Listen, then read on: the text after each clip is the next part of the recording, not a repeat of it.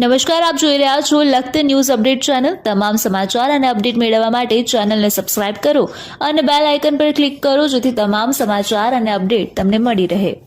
Lakhtar railway station road ઉપર આવેલ ન્યાયકોર્ટમાં ભારતીય સંવિધાન દિવસની ઉજવણી નિમિત્તે સંવિધાન વાંચન કરવામાં આવ્યું। ઉપસ્થિત વકીલ શ્રી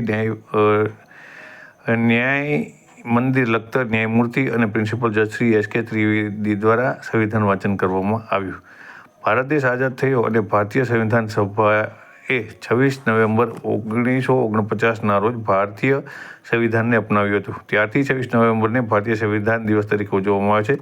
સાથે 26મી જાન્યુઆરી 1950થી અમલમાં લેવામાં આવ્યું હતું। આથી 26મી જાન્યુઆરીને ગણતંત્ર દિવસ તરીકે ઉજવવામાં આવે છે। ભારતીય સંવિધાન ખૂબ જ ખાસ છે।